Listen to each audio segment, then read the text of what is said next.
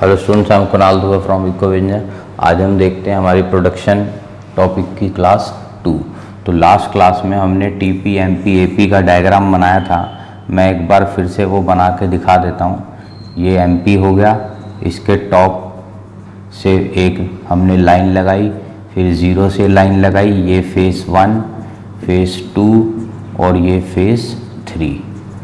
और टीपी जो है वो पहले हाई स्पीड बढ़ता है ऐसे, फिर स्लो स्पीड ऐसे और लास्ट में फॉल।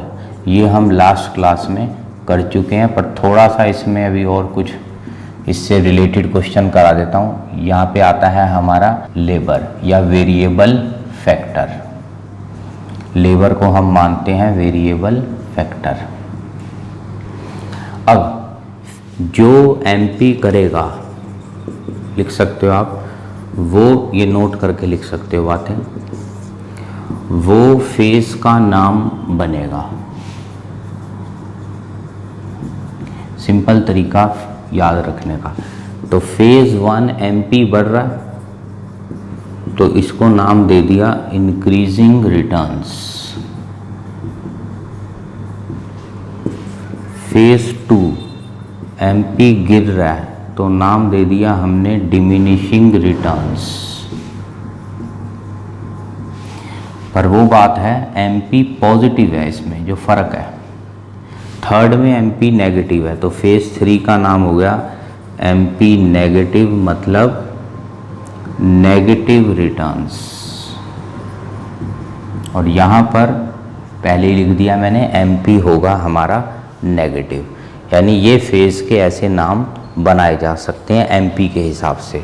ऐसे ही हमसे क्वेश्चन भी पूछा जा सकता है कि मान लो हमें टेबल दे दिया गया कोई।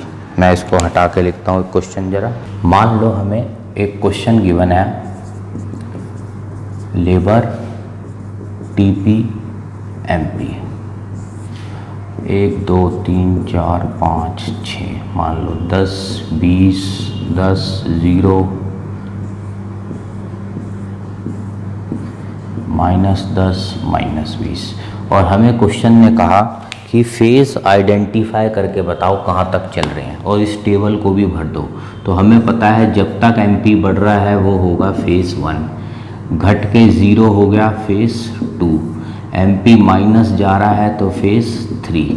तो एमपी से फेज़ निकलते हैं। बाकी टीपी निकालना कोई बड़ी बात नहीं है, ऐड कर दो। पहला 10 में 20 ऐड करके 30 में ऐसी ही लाइन लगा के भी कर सकते हो। अगला ऐड करो 40, 0 ऐड करो 40, -10 30, -20 10।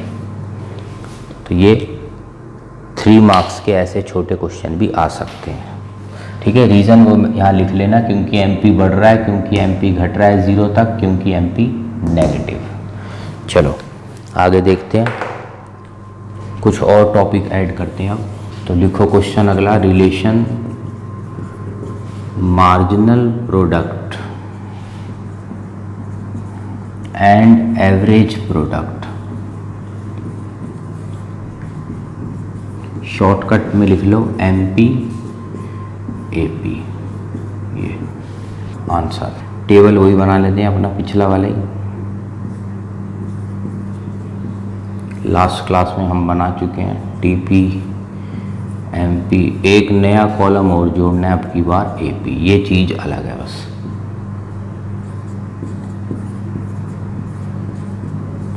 ये टेबल वही है लास्ट क्लास में जो हमने वैल्यूज़ ली थी। याद करने का तरीका भी देख लो क्या है। पहले एमपी भर लिया, बढ़ा दो 2 3 4, गिरा दो माइनस तक, ऐड करते जाओ, टीपी आ जाएगा। 5 में 4 9, 12, 14 में 1 15, 15 14। अब इसके बाद हमें निकालना है एपी। एपी की सिंपल हिंदी होती है पर बंदा क्या प्रोडक्शन हुई। अगर मैं तुम्हें कहता हूँ 10 बंदे 40 पेन बना रहे हैं, 10 बंदे 40 पेन बना रहे हैं, तो पर बंदा प्रोडक्शन फटाफट से निकाल दोगे 4। यानी तुमने फॉर्मूला यूज़ किया टोटल माल बना अपॉन लेबर। तो यही इसका फॉर्मूला है, टोटल माल जो बना अपॉन नंबर ऑफ लेबर्स। एक ने 2 तो 2 आ गया, 2 बंदों ने 5 पेन बनाए, मान लो पेन बना रहे हैं 2.5 3, ऐसे हम निकाल लेते हैं सारा। अगला फिर 3, फिर 14/5 2.8, फिर हो गया हमारा 15/6 2.5, 15/7 2.1 के करीब कुछ आ जाएगा। अगला 14/8 ये 1 पॉइंट कुछ आ जाएगा। अगला टेबल तो हमारा बन गया। अब हमें क्वेश्चन ने कहा इसका रिलेशन बनाना है, डायग्राम वगैरह के साथ बनाना है। डायग्राम टेबल तो सब हमने कर दिया। अब डायग्राम प्लॉट करते हैं इसका ज़रा। ये ज़रा पहले आसपास का ही मिटा देता हूँ। तो बड़ा और खुला डायग्राम एक बना लो। इधर तो हम लेबर ही रखेंगे, यानी वेरिएबल फैक्टर जो होता है हमारा लेबर। इधर पहले एमपी बना लेते हैं। एमपी बनाना आसान है, 2 3 4 और ये गिरा, ठीक है। मान लो हम यहाँ पे अंदाजे से बना लेते हैं 1 2 3 4 5 6 7 8।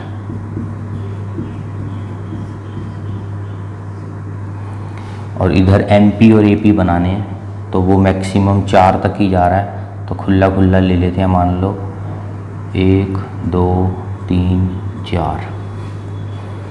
तो एमपी 2 3 4, यानी पहला था 2, 1 पर था 2, 2 पर था 3, फिर 3 पे 4, फिर 4 पे 3, 5 पे 2, 6 पे 1, 7 पे 0। ये देखो प्लॉट कर दिया मैंने। तो फ्री हैंड एक मैंने कर्व सा ऐसा बना दिया।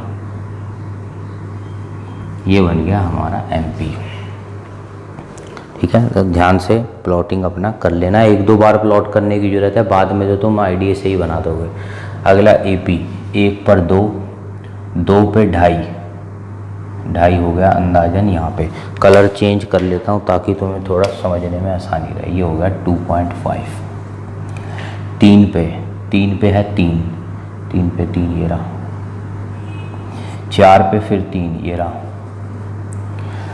5 पे 2.8, 2 है तो ये रहा 2.8। फिर 6 पे 2.5, 2 से थोड़ा ऊपर ये रहा 2.5। अगला 7 पे 2.1 ये रहा। फिर 1.78 या जो भी आ जाएगा कुछ मान लो यहाँ है, ठीक है। ये बस तुम्हें प्लॉट करना है, इसको ज्वाइन कर दो। रेड कलर से कर रहा हूँ ज्वाइन, फ्री हैंड करना है। एपी टक्कर वाली पॉइंट को हाईलाइट कर दो। मान लो इसको मैं हाईलाइट कर देता हूँ। 4 पे ये देखो बराबर हो रहे हैं, टक्कर हो रही है, इसको हाईलाइट रखना है। इंटरसेक्शन पॉइंट है, मान लो इसका नाम दे देता हूँ क्यू, ओ क्यू लेबर पे। अब बहुत सिंपल सी एक्सप्लेनेशन है इसकी। जो दिख रहा है वो लिखना है, कुछ रटना नहीं है तुम्हें। फिर बोल रहा हूँ, सबसे पहले एमपी, फिर टीपी, एपी। टेबल बन गया, टेबल से डायग्राम, डायग्राम से लैंग्वेज। कुछ रटने की ज़रूरत नहीं है बीच में। स्टार्ट करते हैं, इसको मिटा देते हैं। अब टेबल की ज़रूरत नहीं है, सब डायग्राम से ही हो जाएगा। बहुत सिंपल एक्सप्लेनेशन है। देखो फर्स्ट पॉइंट, क्यू से पहले बस जो तुम्हें दिख रहा है वो बता दो।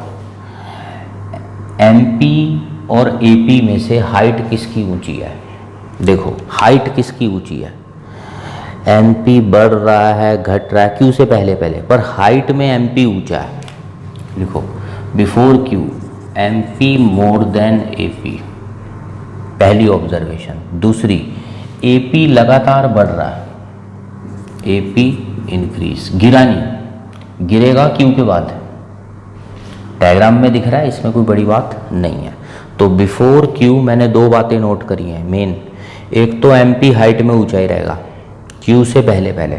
बाकी सब छुपा दो, अपने हाथ रख के ऐसे छुपा दो, इधर इधर का देखना, क्यू से इधर।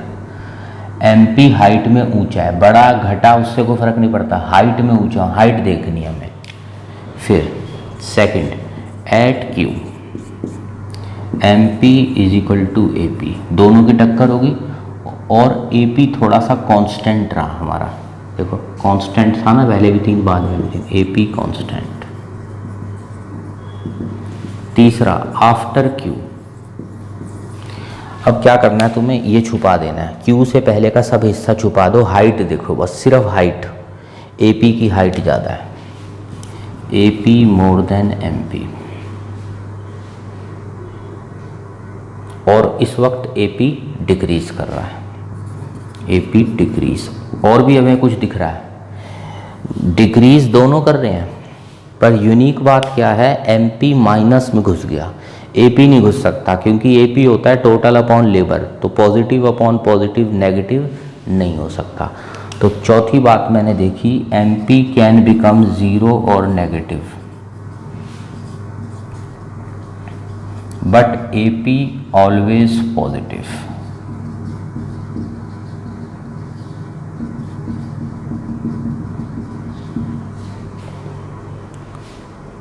तो ये हो गया हमारा सिंपल सा रिलेशन MP AP के बीच में।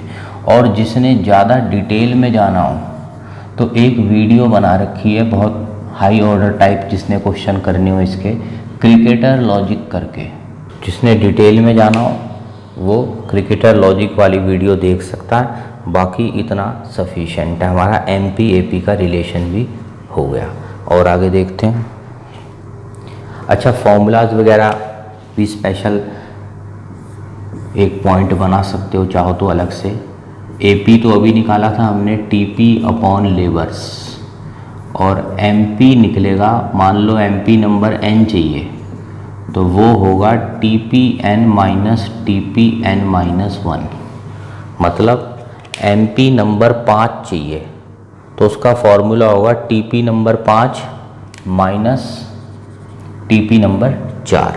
ठीक है, ये हम पहले कर चुके हैं, मैं डिटेल में नहीं जा रहा। जब हमने MU का फॉर्मूला किया था स्टार्टिंग में, MU नंबर n इस TU number n minus TU number n minus 1। या अभी एक न्यूमेरिकल करूँगा तब फिर से इसको दोबारा भी चलो रिवाइज करा देता हूँ, जो अगर कोई भूल गया हो तो एक न्यूमेरिकल कराता हूँ। तो न्यूमेरिकल किस टाइप का बन सकता है, कंप्लीट टेबल करके आ सकता है, सिंपल। तो मान लो हमें ये गिवन है 10, फिर उसके बाद है हमें गिवन ये मान लो, एक और ले लेते हैं चलो, 5th माइनस 10। तो क्वेश्चन ने हमें एक ऐसा टेबल सा दे दिया। अब हमें कहा गया है इसको पूरा करो। तो फॉर्मूलाज पहले हम लिख लेते हैं। AP का फॉर्मूला होता है TP अपॉन लेबर, इसका मतलब TP हो गया AP इंटू लेबर पहला, तो TP हो गया AP इंटू लेबर 1। अब अगला MP नंबर n होता है TPN माइनस TPN माइनस 1, यानी MP नंबर 2 गिवन है, MP number 2 TP number 2 minus TP number 1, तो सॉल्व करो। MP नंबर 2 20 है, TP नंबर 2 हमें नहीं पता, देखो मिसिंग है, माइनस TP नंबर उससे एक कम 1 पता है हमें, वो है 10। तो TP नंबर 2, इसको इधर ले आओ, ये आ गया 30।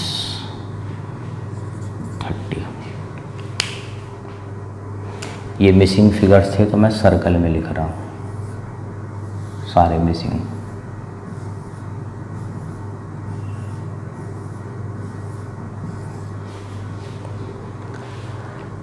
अगला, इसका MP तो यही रहेगा, पहले वाले के तो सब सेम होते हैं।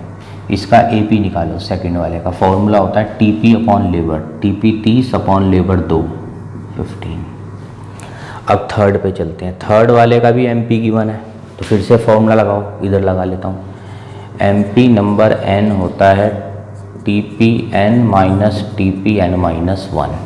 तो अब की बार हमें MP नंबर 3 गिवन है 10, तो फॉर्मूला होगा TP number 3 minus TP number 2। TP number 2 कितना देखो 30, तो टीपी नंबर 3 आ गया, इसको इधर ले जाओ 40।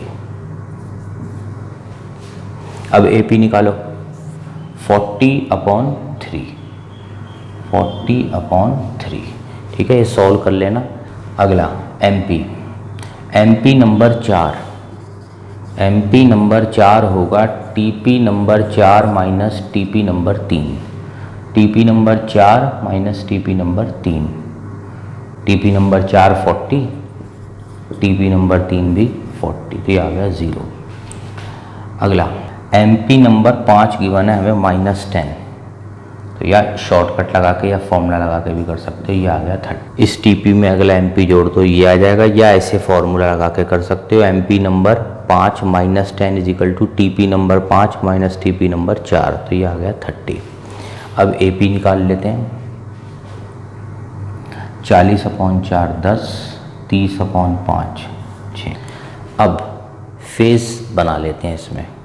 अगर क्वेश्चन बोल देता हमें फेजेस भी निकालने हैं, जब तक एमपी बढ़ा, देखो यहाँ तक फेज़ 1 घट के 0 हुआ, फेज़ 2 माइनस हुआ, फेज़ 3, बोला नहीं है पर वैसे ही एक्स्ट्रा बता रहा हूँ, ज़बरदस्ती करना भी मत जब तक ना बोले। तो इस टाइप के न्यूमेरिकल्स बनाए जा सकते हैं। अब हम आगे देखते हैं कुछ और, नोट करके लिख लो। फिर से एक बार डायग्राम बना रहा हूँ एमपी टीपी वाला। ये हो गया हमारा एमपी, इसके मैक्सिमम तक फेज़ 1, 0 तक फेज़ 2, फेज़ 1 2 फेज़ 3। यहाँ वेरिएबल फैक्टर लेबर, यहाँ पर टीपी एमपी। फर्स्ट में टीपी स्पीड से ऐसे भागता है, तो इसको अलग कलर से भी बना देता हूँ एक बार, स्पीड से ऐसे, फिर स्लो स्लो, फिर फॉल। तो जहाँ पे फर्स्ट स्टेज एंड हो रही है और सेकंड स्टार्ट हो रही है, ये इसका एक अलग नाम भी होता है पॉइंट ऑफ इन्फ्लेक्शन। मान लो ये है पॉइंट ए, तो ये भी पता होना चाहिए नाम। दूसरा, अगर हमसे पूछ लिया जाए रिलेशन टीपी एंड एमपी, तो हमें लॉ पूरा समझाने की ज़रूरत नहीं है, ऐसे ही ओरल हो जाएगा। देखो कैसे, जब तक एमपी बढ़ रहा है टीपी फास्ट रेट से बढ़ रहा है। सेकंड, जब एमपी गिरने लगा बट पॉजिटिव है, टीपी बढ़ा एट डिमिनिशिंग रेट, यानी कोई नई बातें नहीं है, ये लॉ में भी बढ़ चुके हैं। फिर ये 0 पे पहुंचा, वो मैक्सिमम पे पहुंचा, ये नेगेटिव साइड में गया, ये फॉल करा। यानी लॉ को ही घुमा के एक अलग क्वेश्चन हम बना सकते हैं, टीपी एंड एमपी का रिलेशन। तो ये बात भी नोट कर लो। पॉइंट्स मैंने अभी ओरल बताए हैं, चाहो तो पॉज करके नोट कर लो। वैसे हम लिख भी चुके हैं लॉ में ये सारी बातें, पर थोड़ा क्वेश्चन को पूछने का तरीका होता है जो, वो अलग है, बस और कुछ नहीं है इसके अंदर। अच्छा, और एक चीज़ और बता देते हैं, कहीं सेपरेट क्वेश्चन भी आ जाता है, इस लॉ की एजम्पशंस बताओ, यानी जो टीपी एमपी कंसेप्ट हम बना रहे हैं बार बार, इसकी एजम्पशंस बताओ हमें। तो एजम्पशंस यही है कि सिर्फ लेबर को हम वेरी कर रहे हैं, बाकी ज़मीन मशीन सब कांस्टेंट है। और दूसरा, टेक्नोलॉजी वगैरह जो है वो भी कांस्टेंट मान रहे हैं, और जो हमारा है लेबर, उसको हम मान रहे हैं इक्वली एफिशिएंट, मतलब लेबर जो है वो एफिशिएंट होनी चाहिए। और बाकी अदर थिंग्स जैसे मैंने पहले ही बोला, टेक्नोलॉजी, फिक्स फैक्टर्स, ये सब हम कांस्टेंट ही रखते हैं। इसका पुराने टाइम का नाम एक और बता देता हूँ, अभी तो इसका नाम है लॉ ऑफ वेरिएबल प्रोपोर्शन, पुराने टाइम में इसका नाम होता था लॉ ऑफ डिमिनिशिंग रिटर्न्स, क्योंकि पुराने ज़माने में फेज़ 1 नहीं आती थी। एग्रीकल्चर के ज़माने में पुराने, यहाँ ज़्यादा टेक्नोलॉजी नहीं होती थी, मशीनें, तो बिजनेसमैनों को ये फास्ट बढ़ने वाली स्पीड की प्रोडक्शन नहीं दिखती थी, उन्हें फेज़ 2 दिखता था और फेज़ 3। तो इकोनॉमिस्टों ने इसका नाम रख दिया था, फेज़ 1 नहीं बनाया, ये हटा दो, बस 2 बनाए थे, और उसका नाम रखा था लॉ ऑफ डिमिनिशिंग रिटर्न्स। मुझे लगता था डिमिनिश ही हो रहा है एमपी तो, पर अब फेज़ 1 भी आ गया ऐसे वाला, इसीलिए नाम हो गया लॉ ऑफ वेरिएबल प्रोपोर्शन। तो नाम हमारा बाद में चेंज हो गया था। तो बस प्रोडक्शन में इतना ही है। सो आज की क्लास में हम यहीं तक रखते हैं। नेक्स्ट क्लास में हम कॉस्ट चैप्टर जो इसके बाद आता है वो स्टार्ट करेंगे। ठीक है, थैंक यू।